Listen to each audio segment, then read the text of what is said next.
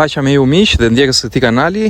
Mirë se u gjetëm në këtë seri të radhës, në këtë podcast, i cili është një podcast që ndahet në 3 pjesë në fakt, dhe unë nga nxitimi dhe pak në entuziazmi nuk i shpjegova shumë në hollësi herën e kaluar, por në këtë podcast nuk mbahet vetëm një lloj bloku, le të themi, i përgjithshëm i lajmeve, por në fakt është ndarë në 3 pjesë.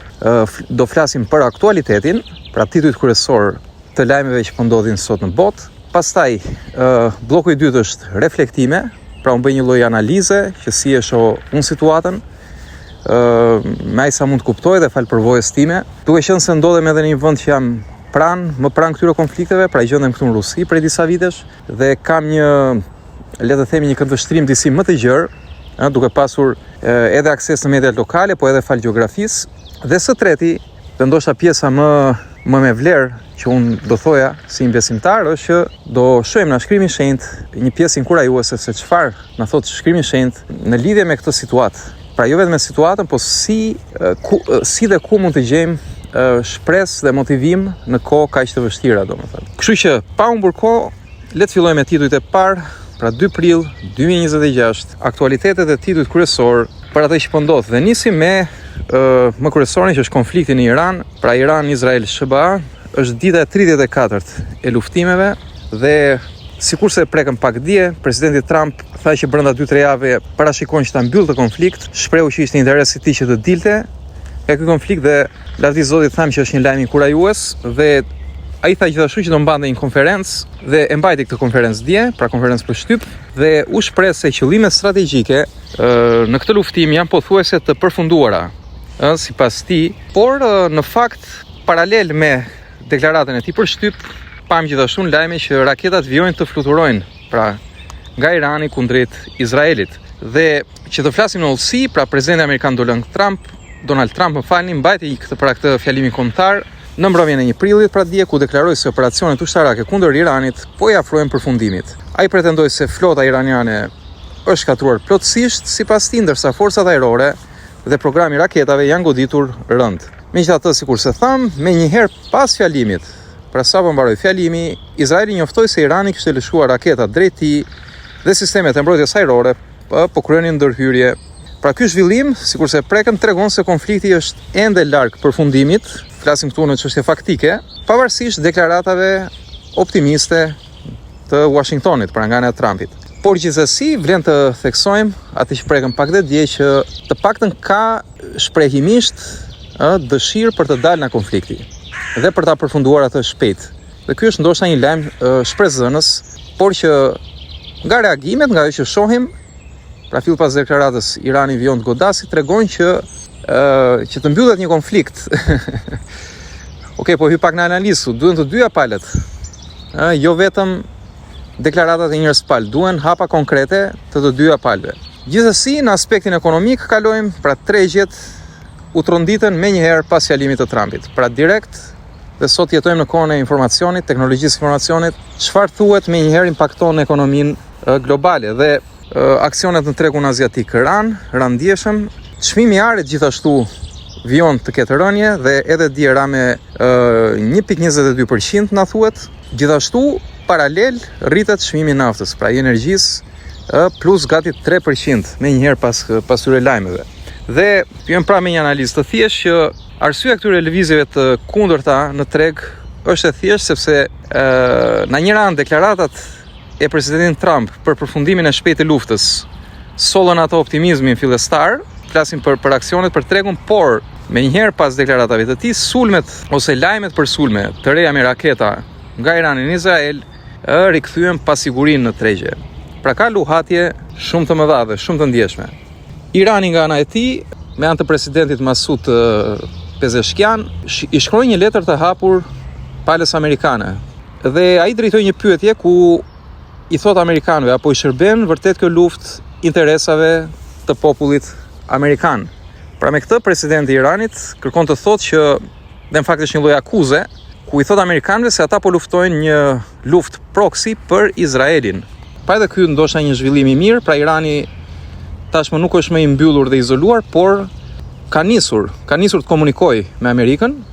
Është një sinjal i mirë që mund të shfrytëzohet pavarësisht se atyre që shkruhen, rëndësika që po hapen palët për bisedime.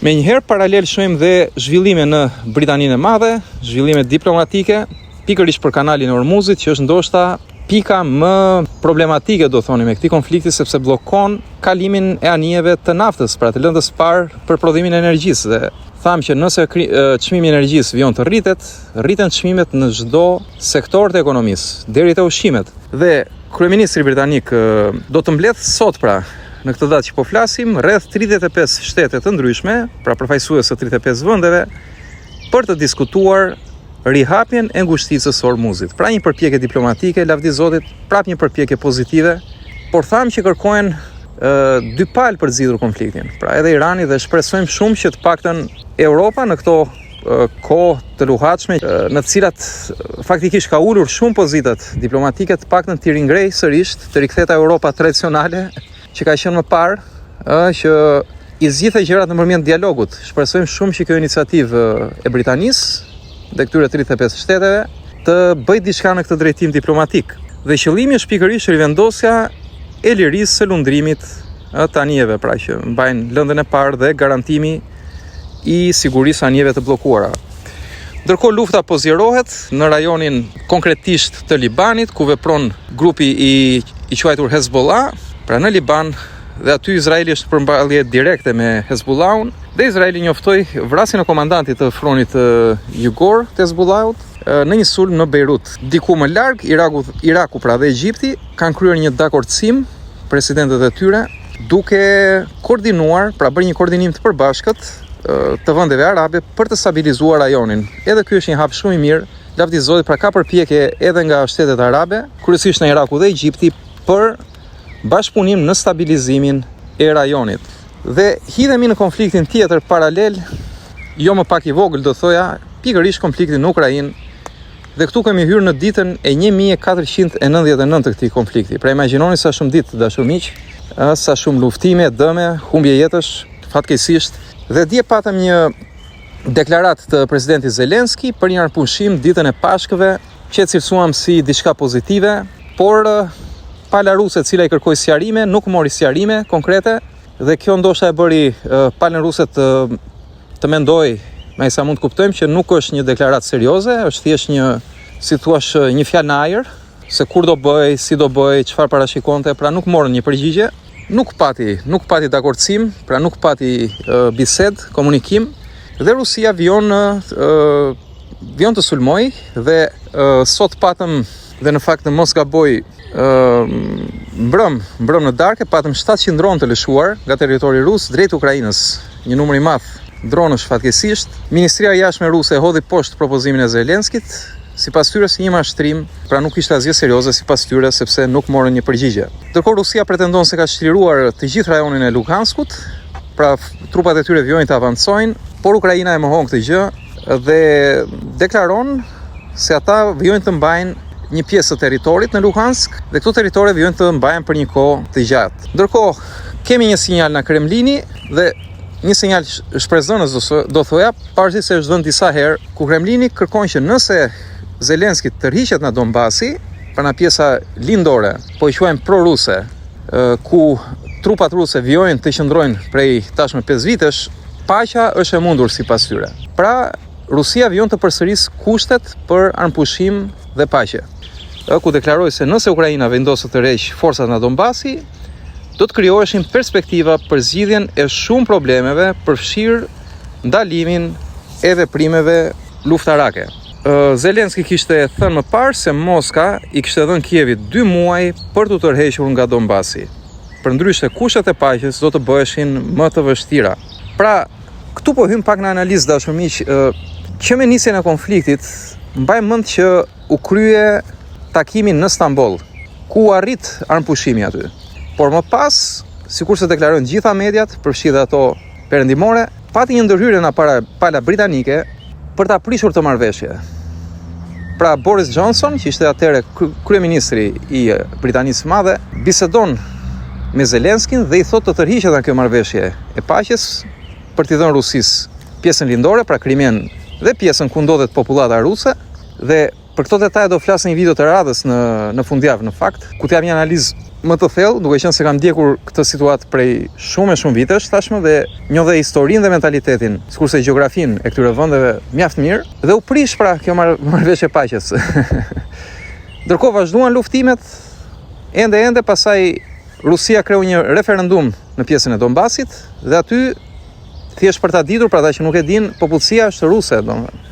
Dhe në Rusi ka shumë komësi të ndryshme, sikurse edhe në Ukrainë, por në pjesën lindore janë të gjithë pothuajse 100% rus. Dhe referendumi vendosi që kjo pjesë t'i bashkohet Rusisë, sepse tillë është popullata, e tillë është gjeografia këtu në Rusi. Por edhe pas kësaj vijuan luftimet, sikurse vijuan thirrjet që Ukraina t'i rikthehet propozimit për armëpushim, madje edhe nga presidenti Trump në takimin e parë me Zelenskin.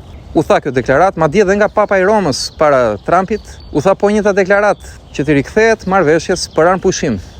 Po me sa duket, ende vijon që kjo marrëveshje mos të kryhet, kuptohet më së tepër nga pala ukrainase, po edhe nga disa shtete europiane, të cilat nuk janë dakord për çështje gjeopolitike, mund të kuptohet, për çështje ndoshta prestigji, imazhi e të tjera, për vazhdimsinë ndoshta të NATO-s, po këta janë çështje të tjera, por ne si besimtar, si të krishterë, jemi thirrur për paqen. Para në sensin, kujtojmë vargun që prekëm dhe dje, lumë ata që përpiqen për paqen, ato do të quhen bitë Perëndis.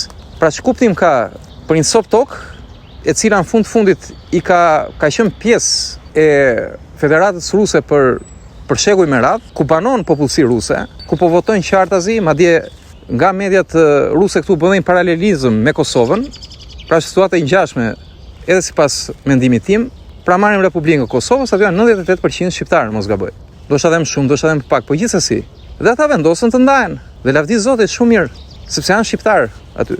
E njëjta gjë është dhe në pjesën quhet sot Donbas, janë të gjithë rusë tani. Kur situata është tensionuar kaq shumë, si mund të rikthehet ajo pjesë tani? Pra i bie konflikti pasaj të amplifikohet shumë herë më tepër ose të kryen spasrime etnike, siç u tentuan në Kosovë. Pra këtë mund të themi në këtë pjesë, domethënë, dhe mendoj se duhet të jemi mirënjohës që ende, jo mirënjohës, po optimist, që ende ka tentativa dhe thirrje që nëse plotësojnë këto kushte, pra nëse bëjnë këto lëshime, do ketë armëpushim dhe paqe. Sepse kështu funksionon, sikurse prekën dhe më parë me Iranin, që të arrihet një marrëveshje duhet të jenë përfshira të dyja palët, dhe të dyja palët secila palë duhet të lëshojë. Po kuptohet që avantazhin në dorë ka pala fituese. Në rastin konkret, Rusia po fiton në Ukrainë, thotë lësho këtë pjesë ku është popullata ruse dhe unë jap garancinë e armëpushimit. Në krahun tjetër kemi Iranin ose Amerikën, pra Trumpi, presidenti, thotë që dua ta mbaroj shpejt konflikt dhe lavdi Zotit, parashikoj të tërhiqem, por ende ka sulme në Izrael. Pra si në Izrael, si në Liban nga Izraeli, pra ka trazira. Atëherë kërkohet që të negociohet me palën tjetër, me Iranin dhe me Izraelin, sepse janë disa palë të përfshira. Pra nuk i takon vetëm një njeriu të vendosi. Pra kjo është çështja, dhe që të vazhdojmë pak më tej, pa u zgjatur dashur miq, është që çfarë na intereson të dimë është ndikimi ekonomik global i këtyre luftimeve.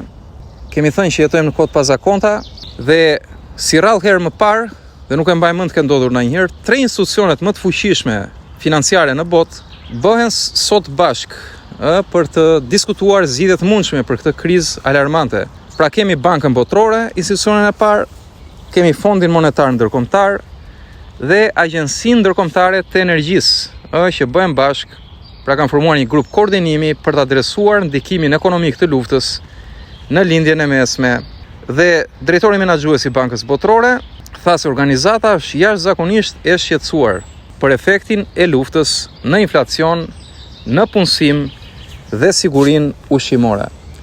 Ja pra ku po fillon të diskutohet sërish siguria ushqimore, të dashur miq, dhe jo më pak e jo më shumë, po Gjermania, që është motori i gjithë bashkimit evropian, pra shteti lokomotiva dhe shteti më i suksesshëm, vijon të ketë rënjet e ekonomisë dhe 5 institucionet kryesore ekonomike gjermane ulën ndjeshëm parashikimin e rritjes për vitin 2026 nga 1.3% që ata parashikonin që prapë ishte goxha ulët në vetëm 0.6%. Pra, de facto kemi ekonominë gjermane, motorin evropian në krizë, të dashur miq, të paktën nuk është në recension, pra nuk është në minus, siç ishte disa vite më parë, po është një rënje dramatike e shkaktuar nga rritja e çmimeve të energjisë për shkak të këtyre luftimeve. Gjithashtu në Bankën e Anglisë ka shqetësime në lidhje me këtë krizë. Bank of England paralajmëroi se lufta në lindjen e mesme ka shkaktuar një goditje negative të konsiderueshme të furnizimit për ekonominë globale dhe ka rritur rreziqet për sistemin financiar duke shtrënguar dhe kushtet e huadhënies sipas tyre. Kemi inflacion shumë të madh edhe në shtete si India, Australia, Kambodgja, një inflacion alarmant. Çmimet e karburantit u rritën rreth 100%, edhe pse qeveria po merr masa për ta zbutur këtë rritje të pritshme të nivelit 100%. Në Australi po fillohet të aplikohet kufizimi i lëvizjes me automobila, pra me makina, dhe po i bëhet thirrje qytetarëve të kalojnë në transportin publik për të kursyer karburant, dhe këtë karburant kursyer ta kalojnë për fermerët, që të ketë një farë prodhimi në vend. Ndërkohë në Kambodgja është rekordi ku çmimi i naftës u dyfishua direkt, domethënë që nga fillimi i luftës. Dhe kuptohet që janë goditur shumë rënd fermerët. Korea e Jugut gjithashtu rrit nivelin e alarmit, 3 nga 4, pra nga shkalla 4 që është niveli, le të themi, mbijetesës, është në shkallën 3 për naftën bruto dhe ka forcuar gjithashtu masat kufizuese të automobilave, siç ka bërë dhe Australia. Pra le të themi, përdoret makina vetëm ditë caktuara për disa orë caktuara, ose vendoset një kuotë fikse për karburantin ose një limit. Ne zojmë që nuk mund ta mbushësh makinën më shumë se kaq litra. Pra bëjmë një analizë të veçantë tashmë të këtyre situatave, po pak më shkurt. Pra tham, deklarata ku drejt realitetit. Pra këtë po shohim. Po shohim fjalë, teori, por praktika tregon ndryshe. Shohim deklarata, dëgjojmë deklarata, por realiteti është ndryshe. Pra kjo është analiza që mund të dalim. Siç ishte fjalimi i Trumpit, presidenti Trump në datën 1 prill, ishte plot me pretendime të mëdha. Pra ai pretendon në një fitore të shpejt, fitore vendimtare dhe dërmuese, por brenda pak minutave pas fjalimit, raketat iraniane pam që ishin në ajër drejt Izraelit. Çfarë na kujton ky kontrast, dashur miq, është pikërisht fakti i thjeshtë dhe historik, dhe mjaft i thjeshtë, do thoya unë, që në situata luftrash, fjalët e politikanëve shpesh, madje mjaft shpesh, janë të shkëputura nga realiteti në terren. Dhe deklaratat e fitores, si në rastin konkret, shërbejnë më shumë për konsum të brendshëm politik, pra për zgjedhje, për vota, për elektorat, se sa për të përshkruar situatën aktuale. Pra këtë mund të kuptojmë. Dhe thënë të gjitha këto, duke parë kaq shumë fjalë dhe kaq shumë shpresë ose optimizëm në deklaratat e politikanëve, por ndërkohë paralelisht në terren shohim të kundërtën, shohim që luftrat vazhdojnë, intensifikohen, jetët e njerëzve humbin fatkeqësisht. Çfarë mund të na mbetet neve në këtë situatë të tillë? Në këtë situatë ku kemi një tablo të zymt, ku shenja se diplomacia nuk vepron aq sa duhet, unë do thoya që na mbetet vetëm të vendosim shpresën tonë jo tek njerëzit, por tek ai që është burimi i shpresës. Dhe këtu shkojmë tek pjesa e inkurajimit, dashur miq, dhe lavdi Zotit. Shpresa jonë është vetëm Perëndia. Në shkrimin e shenjtë, pra në Bibël na thuhet që ata që vendosin shpresat tek njerëzit, kujdes, pra ata që i besojnë njerëzve dhe vendosin shpresat tek ta, ligji i Zotit thotë që ata njerëz janë nën mallkim. E di që kjo tingëllon ndoshta rënd, por këtë na thot fjala e Zotit. Dhe Zoti gjithmonë thot më të mirat për ne. Edhe kur na tingëllon rënd, është për të mirën tonë. Pra mesazhi është që mos i vendosim shpresat tek njerëzit. Por shpresën ta kemi që Perëndia ka gjithçka nën kontroll. Dhe për atë që durojnë, siç thotë fjala urtëpopullore, i duruari, i fituari, që del po ashtu nga urtësia e Biblës, ky njeri që duron me zgjidhje tyre sfidave paqartësish, ky njeri mund të fitojë besim dhe të kthehet te Zoti. Të kthehet të vendosi shpresën e tij, besimin e tij atje ku duhet, te burimi i shpresës, te burimi i forcës dhe te burimi i paqes. Dhe jo më kot dhe janë fjalët e Zotit, pra Jezu Krishtit, ku na thotë që në këtë botë do të keni mundime. Madje thotë, ua kam thënë këto gjëra se në botë do të keni mundime, thotë. Por merrni zemër, sepse unë e munda botën. Pra, për çfarë i thotë Zoti i gjitha këto gjëra? Na i thotë sepse ai e di që në këtë botë do kemi mundime. Bota është e dominuar nga mëkati, është e smur nga mëkati. Dhe njerëzit sikurse e shohin shpesh, i egzagjerojnë gjërat, shpesh veprojnë me hipokrizi, shpesh gënjejnë, shpesh bëjnë të kundërtën. Pra këto gjëra janë normale dhe kështu ka qenë gjithmonë kjo botë. Po ta vëmë re, pse ka nisur dhe luftrat? Ka nisur nga rrënja e mëkatit, që është lakmia përpara. Ku na thuhet në Bibël, lakmia përpara është rrënja e të gjitha të këqijave. Dhe do flasim dhe për këtë lavdi Zotit, ndoshta në një video më të gjatë në fundjavë.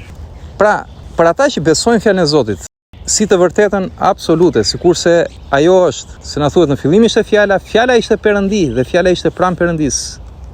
Këta njerëz kanë aksesin te kjo paqe përmes gjithë tyre trazirave dhe sfidave. Dhe vargu që do ndaj për sot është na letra e Filipianëve, kapitulli 4, vargjet 6 dhe 7.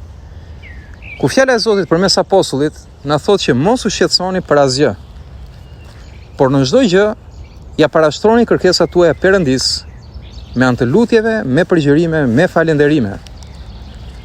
Dhe paqja e Perëndis që atë i kalon çdo zjuarësie do të ngushëllojë zemrat tuaja dhe mendjet tuaja në Krishtin Jezus. Amen. Pra, në ditë kur si këto të sotmet që ne po jetojmë, ku shohim që lajmet janë të mbushura plot me konflikte, plot me raketa që fluturojnë gjithandej, e godasin dhe njerëz pafajshëm. Ku shohim që çmimet rriten, ekonomitë vazhdojnë të dridhen. Pra në këtë botë plot kaos, të dashur miq. Le të ndalojmë dhe të reflektojmë çfarë na thot fjala e Perëndis.